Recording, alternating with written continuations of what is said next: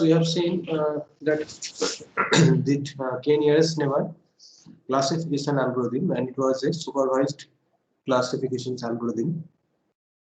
And so I told you that there's a way to choose the value of K. So cross validation is one of the ways to choose the value of K. So now this is most widely, I mean, usage. It is this technique is widely used in many applications or in many situations or circumstances. So people can explore. I mean, people are exploring with the choosing the value of K or using this cross validation method. So now, so to understand cross validations in a so I'm considering that I have total, just to understand, to make you understand, I have total 200 data points.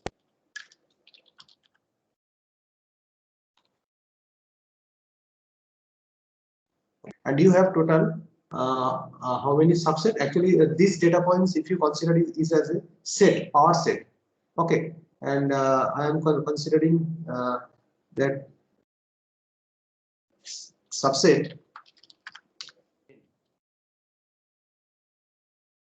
Okay, it means that if I consider 10 subsets, and each subset, if I assuming that each subset will have equal number of data points, then for each subset, that how many data points you will have?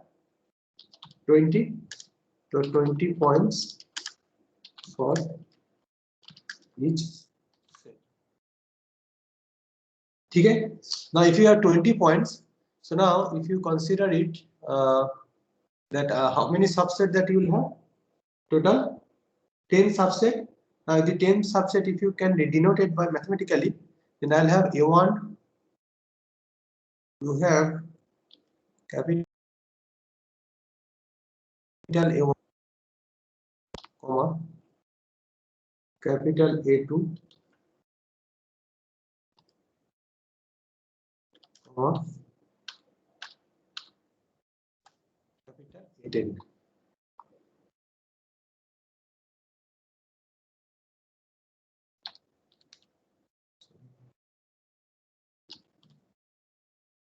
ठीक है, आपके पास 10 subsets है. So you have total 10 subsets. So now in applying this cross validation, to which K is most important, I mean most optimal K, then how do you, I'm just telling you the procedures of the cross validation.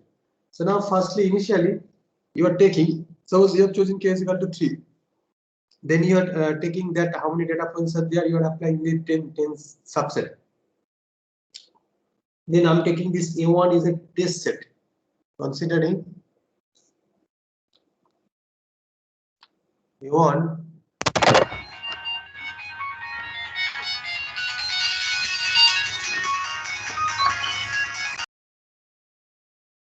is your test set,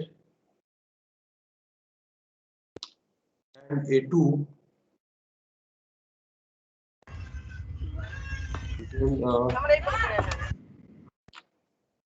A2 union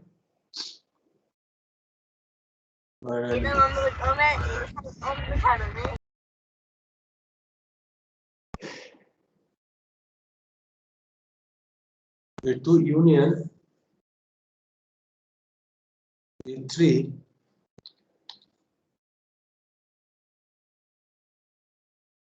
union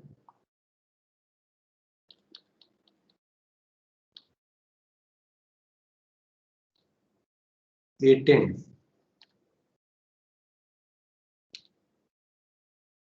These are the training set.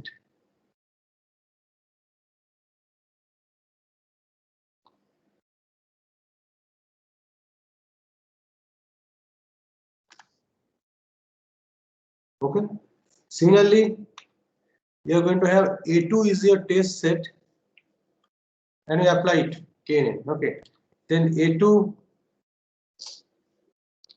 is your test set. Then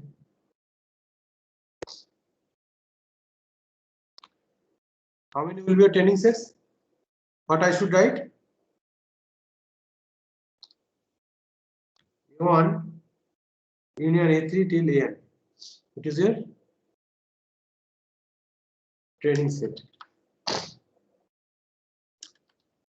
Okay. Now you keeps continue for this. Next you have A3. A3 will be your test set. Then A1, A2, A4 till A10 will be your training set. Then A4 is your test set. Then A1, A2, A3, A5 till A10 will be your training. Then if you just keep continuing, finally you will have A10 is your test set. Then A1, A2, finally, okay, I should write. Just keep continuing.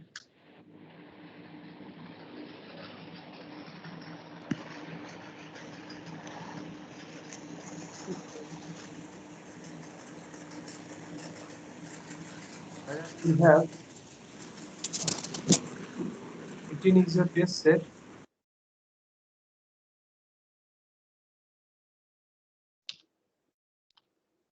And A1, A2 till A9 will be your training set. Okay. Then you apply classification. Then if you do it, you'll have to obtain that is a then how do you apply? So if you apply the KNN classification algorithm, okay, then how do you find this accuracy of the classifier? Performance or performance of the classifier or accuracy of the classifier or classification rate, both are same. Classification rate. What you are going to get? We'll have A is equal to number of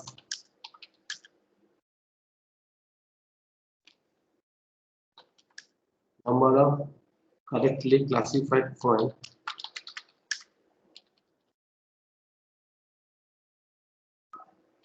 in this set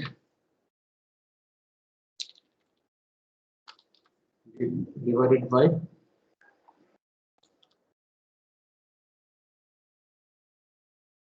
number of points in the test set.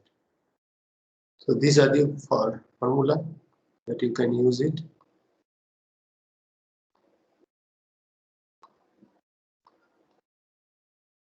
Okay, and this misclassification. The misclassification probability of classifier, it should be 1 minus A. It should be 1 minus A, that is error probability.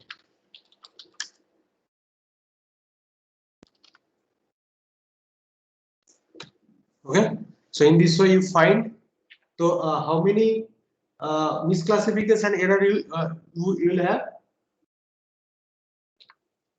obtained.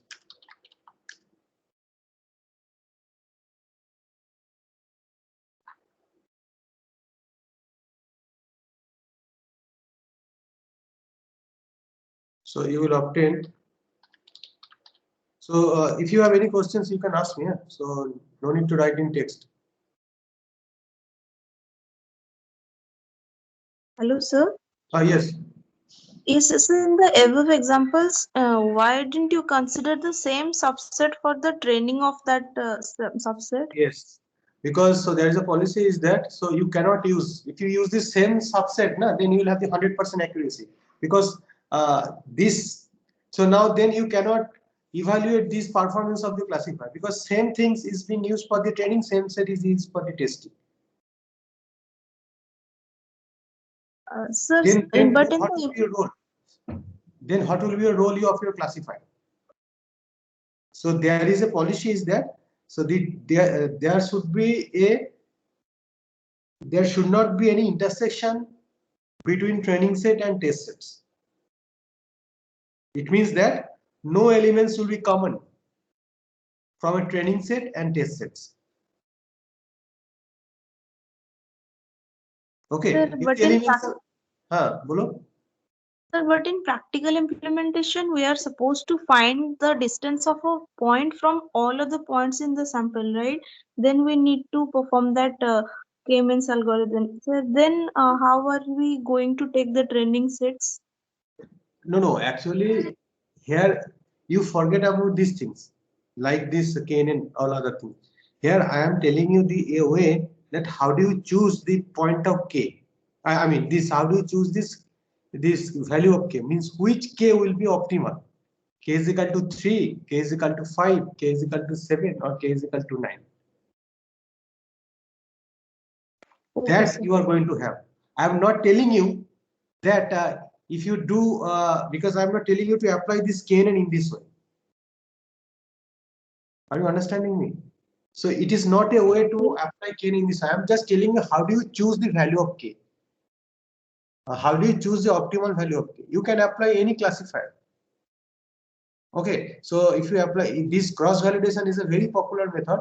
Okay, it is used in different way. So for choosing this K value, I am applying this cross validation method. But for other applications also, you can apply this cross validation. That is called the K-fold cross validation method. K-fold cross validation method. You are folding and unfolding. Suppose 10 cross validation method, 5 cross validation methods. So people are using these two important cross validation. It's called the K-fold cross validation and the 5-fold cross validation means, and 10-fold cross validation. So 10-fold means your entire data set is being divided into 10. 5-fold cross validation means your entire data set is going to have these 5 subsets. Okay. Okay, And this technique is called leave one out method. So this is very popular method. So now if you do this in this way, you will obtain a 10 misclassification error rate. 10 misclassification error rate. Okay. Then what you have to do? You have to take the average of the 10 misclassification error rate.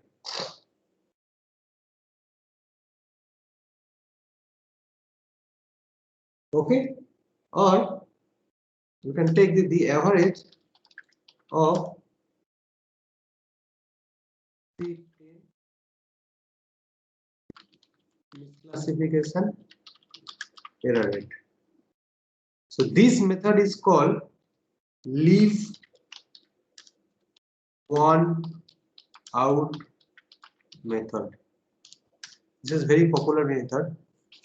Leave one out method. It means that so every time you are taking one set as your test set and rest of the set as your training set till your entire sets are exhausted.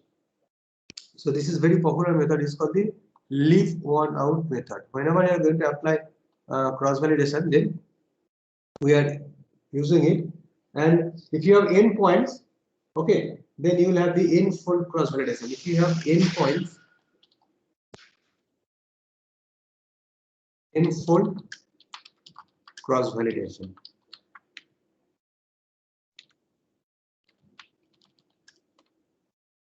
So now, then how do you going to choose? I mean, then you take this. You have 10 misclassification. Actually, this example that I am showing only for illustrations. Okay, you may have more than n point. I mean, more than 200 points. Okay, okay, or you have more than you have n points. Now, from the n points, you have to have there's a if you apply this 10 cross validation, then you have the 10 subset, and for each subset you have one misclassification error rate. Okay, then after computing this 10 misclassification error rate, you compute, this is very important thing, there is a variance of the classification rate. and you compute this standard deviation, or you can compute this standard deviation of the misclassification rate. Okay, and you can compute the mean of misclassification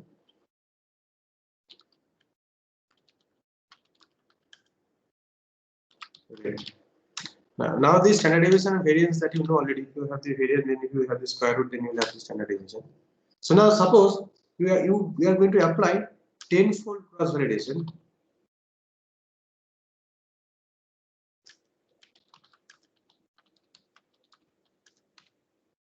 Okay, then how many errors that we are going to have?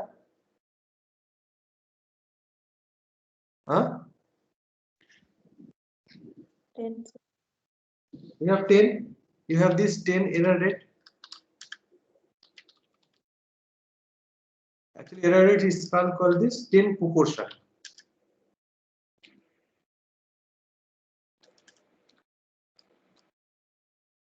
Okay. Now from the 10 proportion, you calculate the mean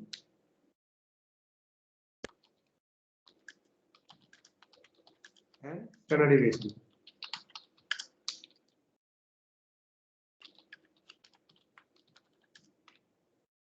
Okay. Now you have a metric that mean and standard deviation. Now if mean is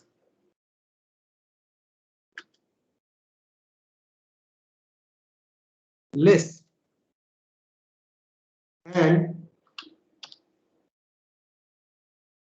standard deviation is also low,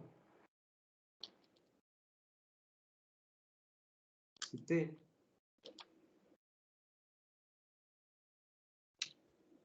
the classifier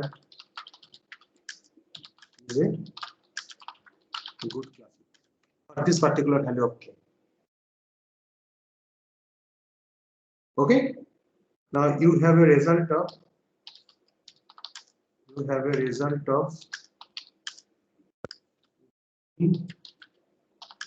and STD DEI deviation. Okay. Now if you have these things, then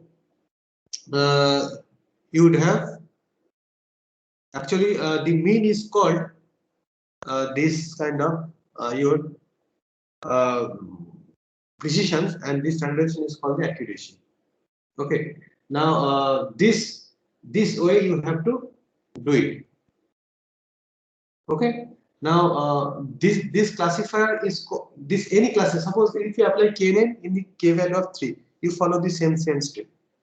Now k is equal to 5. Now you have to check that which misclassification the error that you are going to have. So now it is a thumb rule that people are using this tenfold cross validation method, that you have to use this tenfold cross validation method. Because if you have this less means fivefold, then obviously the misclassification error, I mean the distribution based on the distribution of the data, so it may vary. Okay, so it is better that if you have this more number of points, so it means that you are going to equally distribute this data along across these your entire data sets. Okay, so that is the way that people are using in the refresher. They are applying this is a tenfold cross validation method. This is a very popular method. Okay, now if you have the 100 points, suppose if you have computed your mean is 0.01, okay, and your standard deviation is 0.001, then how do you interpret it?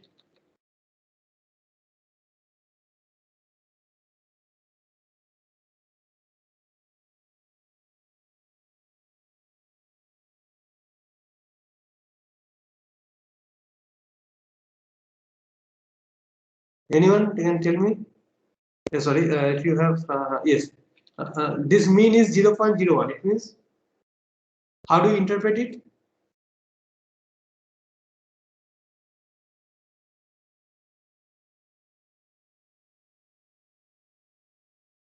When you are going to have this mean, it means that you out of 100 points, 1 point is misclassified. So that's why it is written 0.01. Okay, so if you could write 0.4,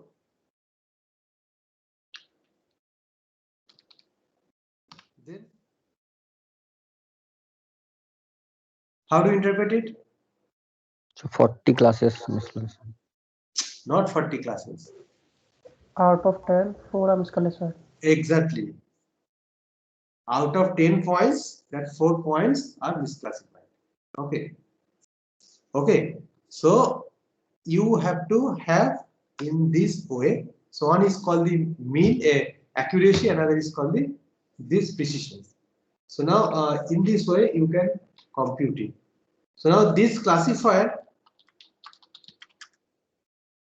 consistently good.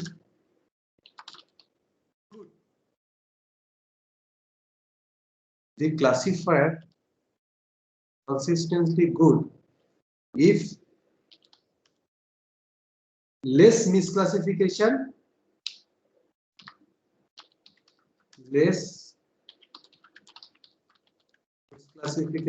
and more accuracy.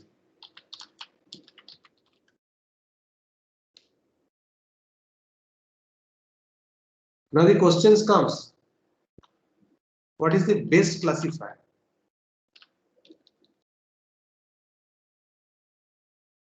When do we say that this classifier is called the best classifier? The mean is less and standard deviation is also less.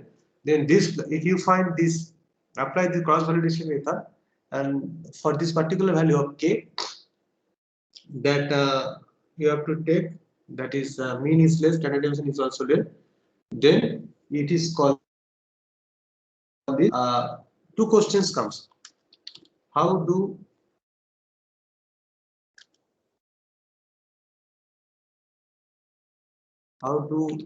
I choose which one is best? If you have n number of classifiers, then how do I choose which one is best? Okay, means what is the best classifier?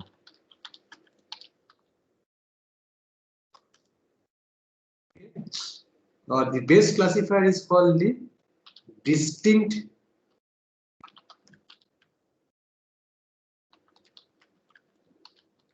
clear-cut winners.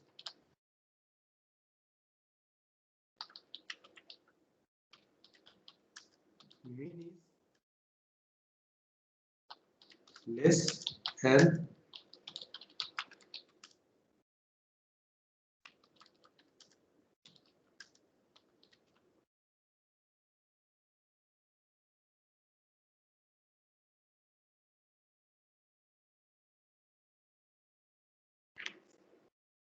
okay.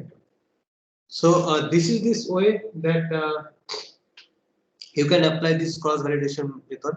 So now in many literature that people are using this standard deviation method. Okay, in this way. Acha, can anyone just tell me?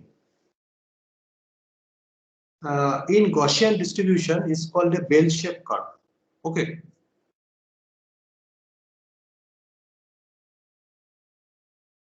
Okay. So why it's range from? Suppose one Gaussian distribution. This is a simple question to all of you.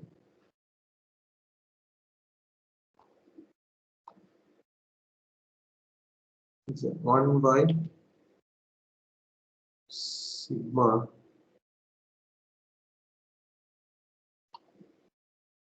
root over 2 pi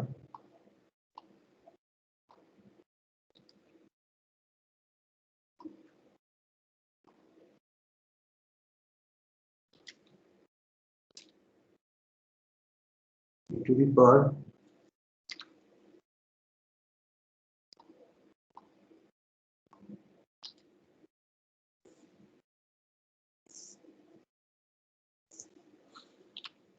minus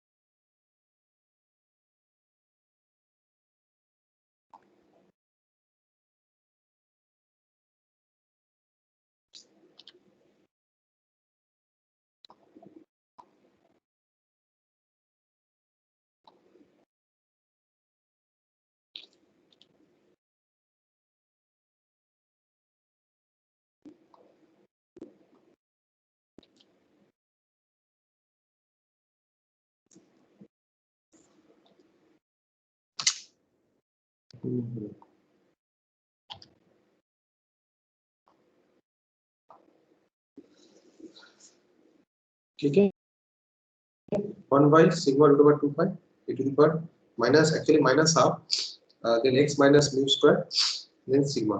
Okay, now its range is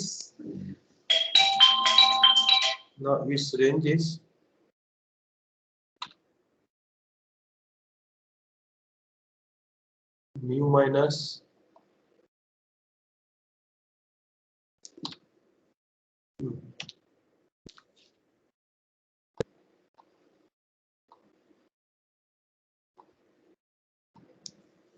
mu minus 3 sigma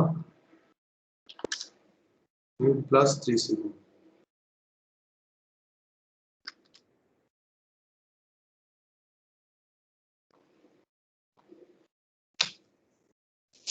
So this is called the standard normal distribution. So now this standard normal distribution the range is, so we used to write that mu plus minus sigma. Oh, that is sigma. Sorry. So no.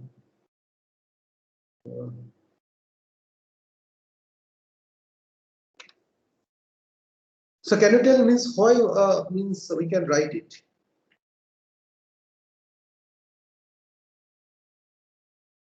Anyone have any idea? Sir, because more than 90% of values fall between the range mu minus 3 sigma and mu plus 3 sigma. Very good. It means that, so she has pointed out that this is called, there is two things. Actual range of this Gaussian distribution is minus infinity to plus infinity. But when you are talking about the standard normal distribution, then it is called the plus minus 3 sigma. Okay, and I mean it is called the symmetric. Okay, so now that is a mu minus 3 sigma to mu plus 3 sigma. So now if you consider it, that how many points are lie within the range, then you can compute it. It is coming, because you should know that is probability of x is a random number. That is, what is the probability that the points belonging to this particular region, probability of x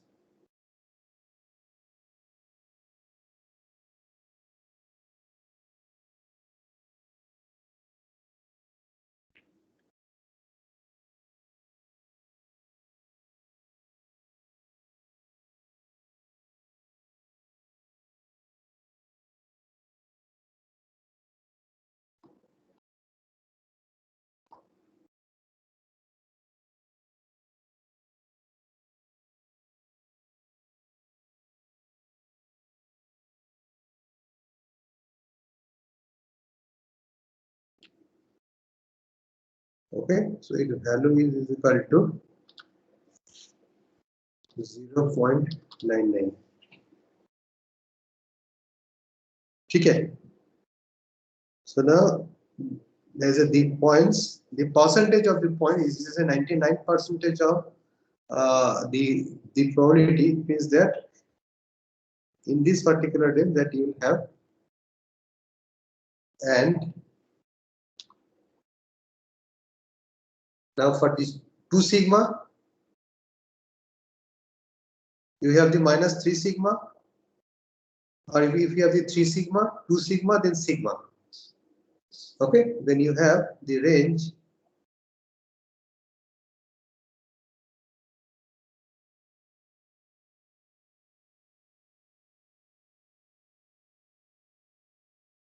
probability of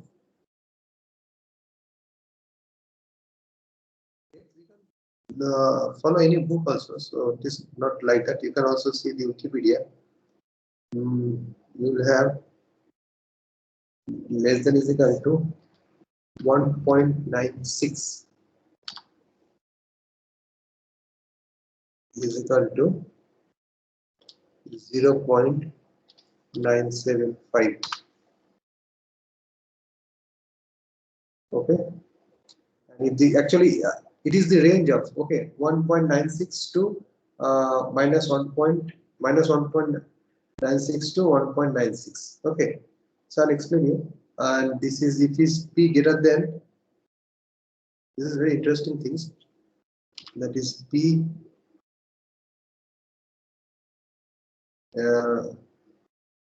x is greater than 1.96, this value will be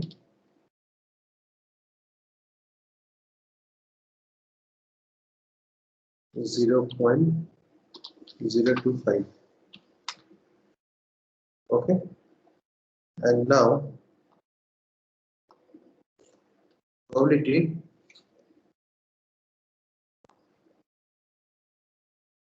of minus 1.96 less than is equal to x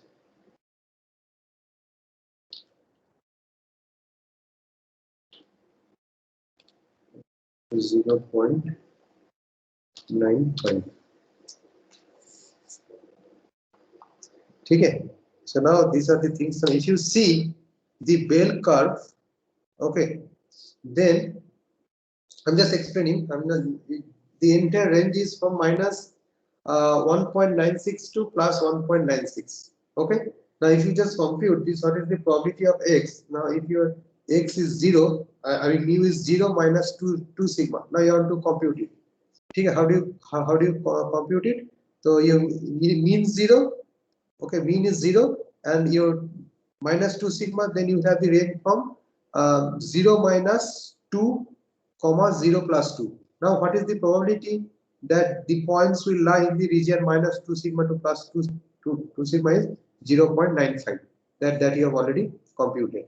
Okay, then it is just things that you have this the range that the points, the value it is coming from at 1.96 will be 0.02225.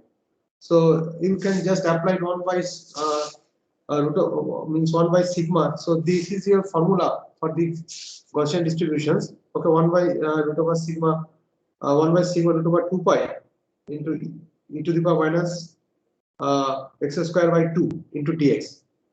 You just integrate it, that you will have the value of 0.025, which is 1 in the range of 1.96.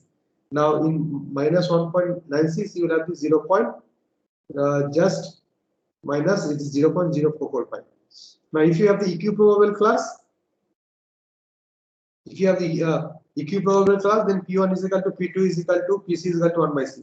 Now what will be the value if this probability of x is greater than 3 sigma and 2 sigma, this is a plus minus 3 sigma. If probability of x is greater than is equal to 3, now you can compute it. Is a probability of x is equal to 3. You can check it. It should be 0.9987.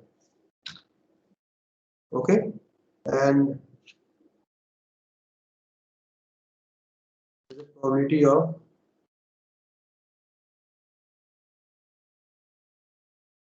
x greater than 3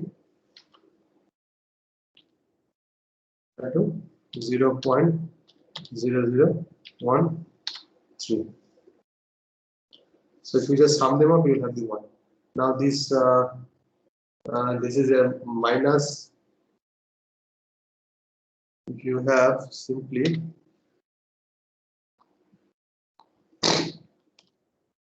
probability of minus 3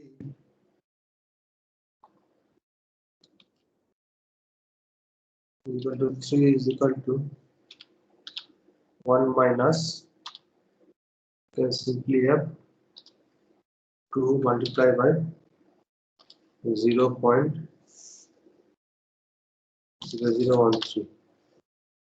That is nothing but 1 minus 0.0026.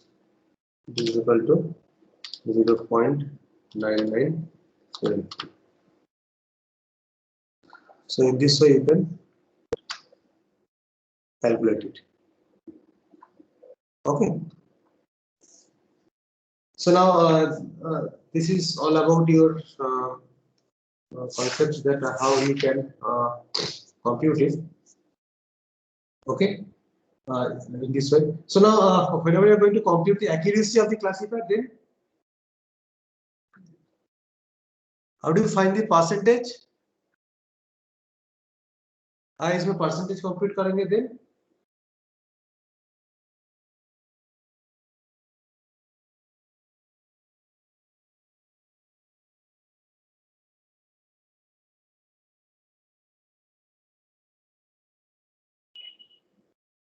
anyone? Accuracy of the classifier percentage क्या होगा? Sir, the number of correctly classified points upon total number of test cases into 100. Into 100%.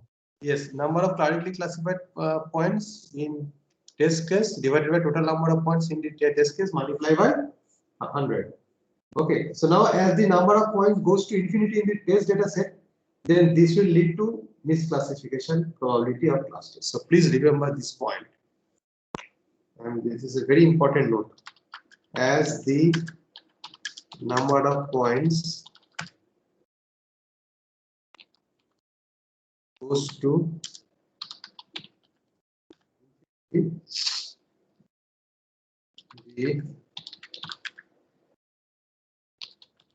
data set, infinity in the data set, then will lead to misclassification probability of test set. Now, when you have training set fixed, means that classifier is fixed. So these are the very small things. Okay. Okay. Now this. So now here we are telling, na. So someone has questions of why do I make to have this splitting? Okay. Now I'll just give you answer. Reasons for split.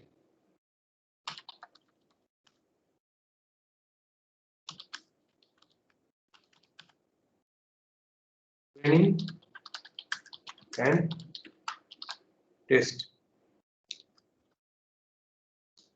First is called the generalization.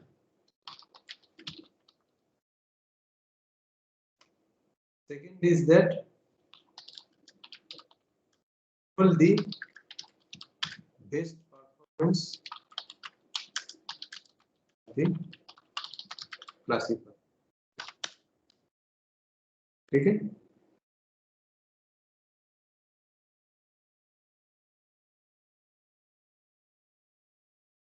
So now these are the important things. Why do you choose? One is called the generalizations ability. Okay. So now this means of this while choosing these, so now generalizations means that while choosing these training data points, it should be ensured that all the data points can be chosen from this entire region of the class. That is called the generalizations. Where, so when you are going to have, that is, there's this choosing the data points. If you just do it, this your entire data points should be, while choosing the training sample, it should be ensured that all the data points can be chosen from whole region of the class, not this small region. So this set, so this training set, it need to reflect the overall variability in each of the class as well. So that is the thing. Okay. So now, if you,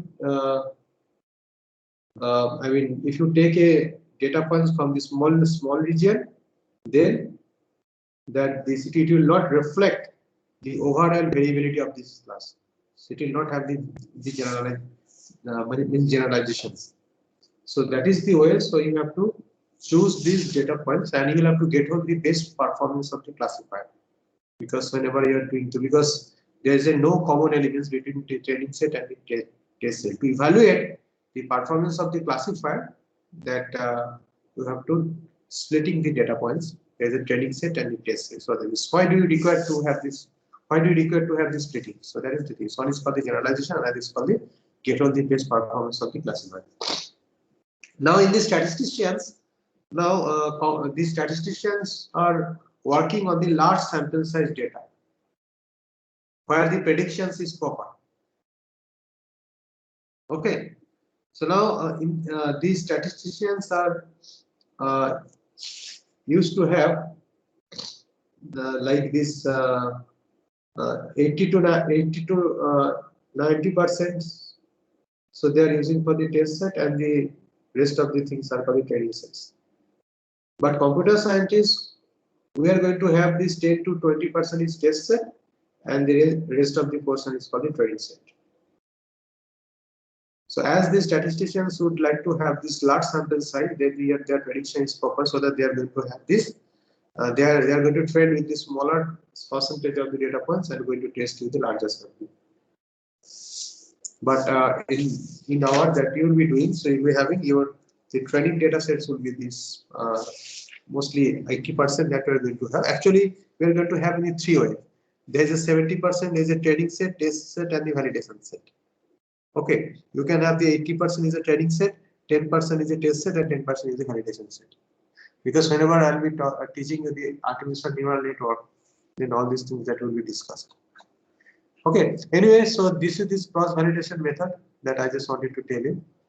So next I'll just touch upon very small things. It's called logistic regression. So you have to explore it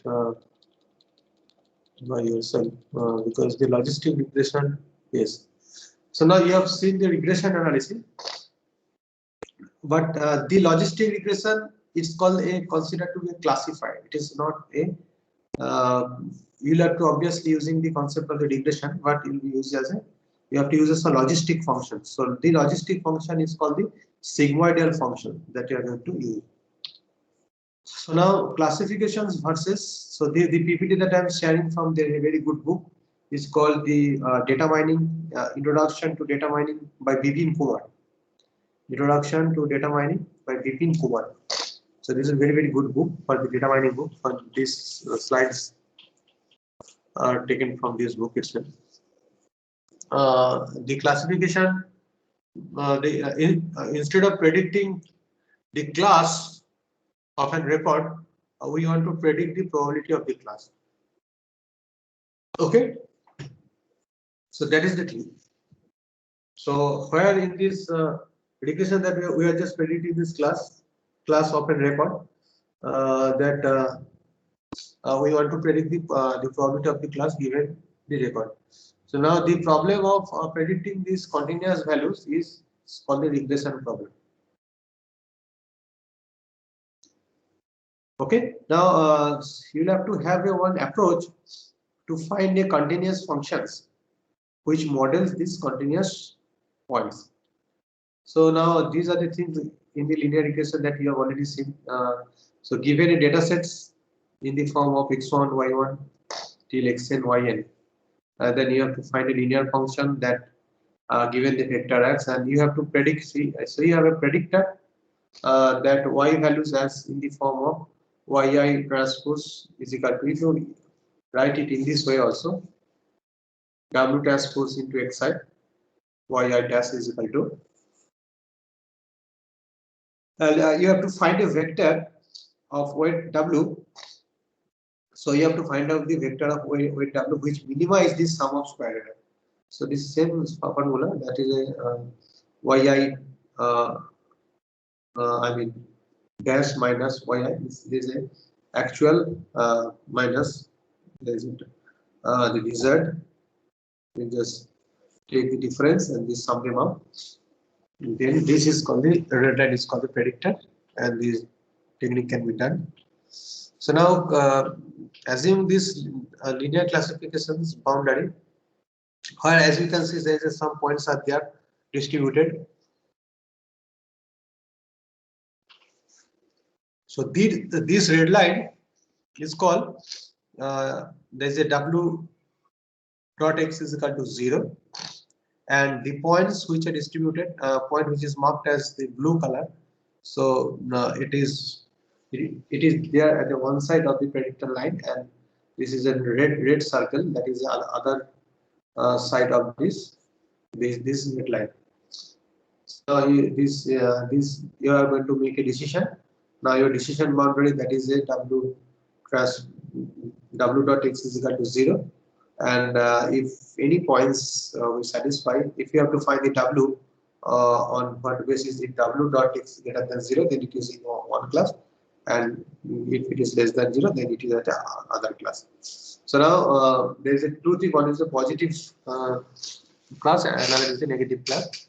So now for the positive class, the bigger value of w dot x, okay, it means the further the point is from the classification boundary, okay, and then the higher our certainty for the membership of the positive class that you will have.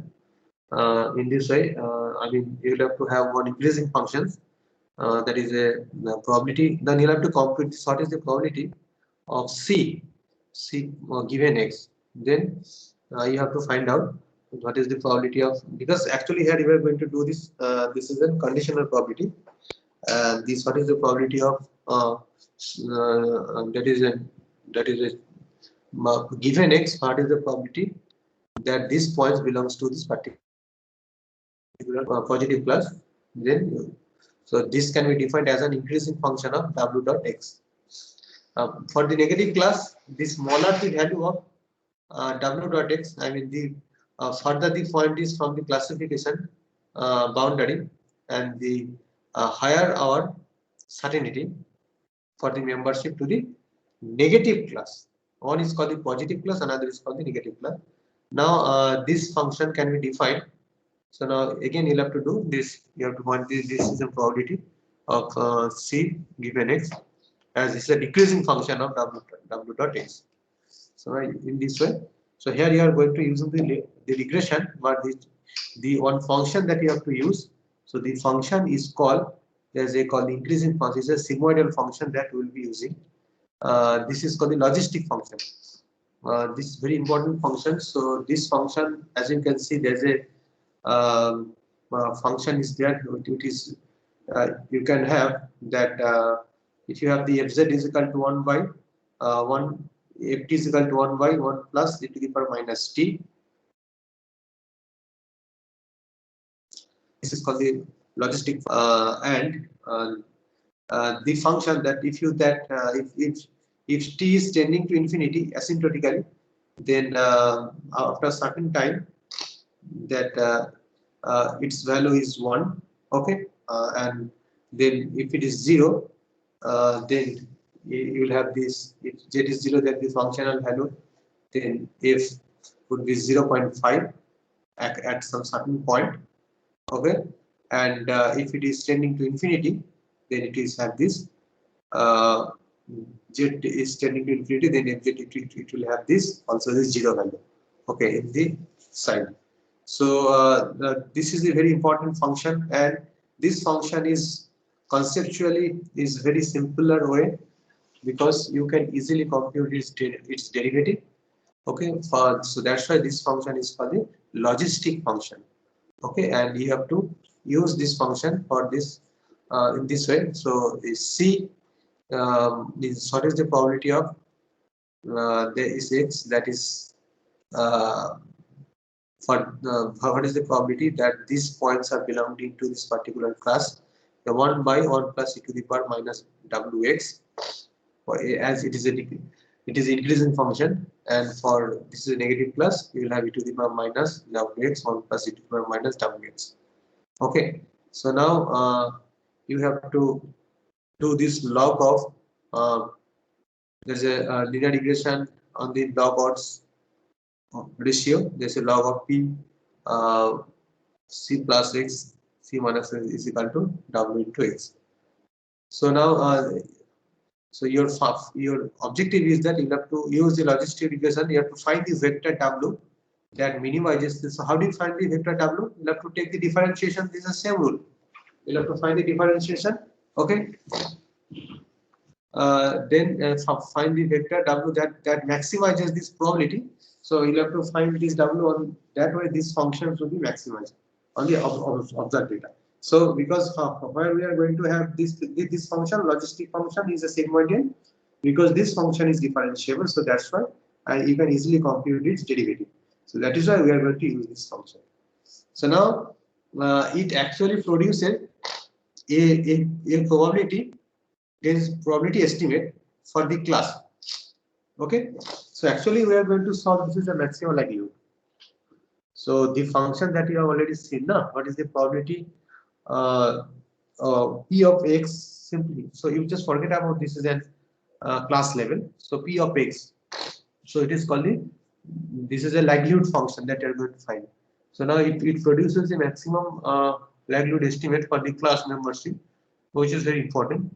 And the weights can be useful for understanding the feature importance. So within the weights, so based on your weights, that you have to just differentiate it, so you can get it. And it works for relatively large data sets, and it is fast to apply. That's it. So that it is nothing like that.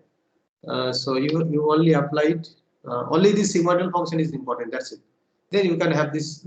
Actually, there's a two types of logistic regression. One is called the binary logistic regression. Another is called the multinomial logistic regression. So we will only concentrate on the logistic regression. So just wanted to give you the idea about this. That's it. So nothing like that. So only you will have to remember the segmental function. Then these functions has to be optimized for finding the w. Okay. Then just compute this. What is the maximum probability or this estimate? You have to estimate the probability for the class membership for this particular samples point belongs to whether this class or this class. That is it. What is the value of w for which this particular points belongs to that positive class or this negative class. So if you do the differentiation, probability of 1 plus 1 plus e to the power minus x, then you will see that 1 by 1 plus e to the power x, same things. So 1 by x ka minus 1 by x square into e to the power minus x. Okay, then it will have e to the power minus x 1 plus e to the power minus x square. Okay, then you just equal to 0. Then you will have to it. So naive based classifier and the base classifier, there's a one difference is there. So in the naive based classifier. Hello, sir. Yes.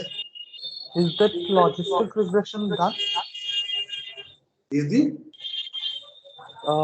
logistic regression that's only the thing we have to study in that? Actually, so in practical, so I'm not going to give it to any assignment on logistic regression. No, it is just for sake of understanding regression and the logistic regression, and people are using logistic regression as a classifier, supervised classifier. Okay. So can you, if you can show us some example of that logistic regression, that would be useful. Yes, no, means I could show you, but okay, I'll show you in the next class. Okay, so how we how the logistic regression works. Okay, so surely, so today, so I don't have time to show you this thing. Okay, so in the Friday class, because tomorrow I will not have any class. So on Friday probably I'll show you one example. So what I can do, I can just set one example and I'll just send you. You just look at it. Okay, because next class I was thinking to start the support vector machine. Okay, so that is also very important things. So in the SVM, obviously, so I'll give it to you. It's a good example. So SVM is a very good classifier. So I'm just sharing this PPT to this. The naive-Bayes classifier is just one important concept that you need to remember. Here we are going to use the conditional probability. That's it. Simply the Bayes theory. Okay, and here you will have one important thing is that these features are independent. Okay, so in the naive-Bayes classifier, one is important things is that you have to assume the independency among the attributes when the class is given. So now, if the features are not independent, then you cannot apply it. So whenever you are going to new point is classified to the class C, you can simply apply this formula. Okay, pi of I into a p of ai into c. So now this pi into ai of c, that is already, this is a joint probability that you can apply it. And this is an there's a one example is there, very good example is already given to you. Okay, so you can check it how. So you know already how to compute. This is a capital P means prior probability. That's NC by N that you already know. It is there in the example, and you can compute it. Okay, so the formula that is there already. So example is there, so you can just go with it. So these are the things that is in for the text classification also. Okay, and anyway, so that's all for today. Because I'll sharing you more good PPT tools so that you will get to learn. Okay, so now I'll be sharing all the materials to all of you.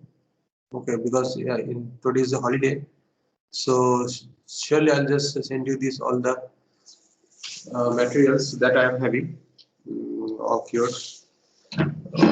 There's a lecture notes. Okay.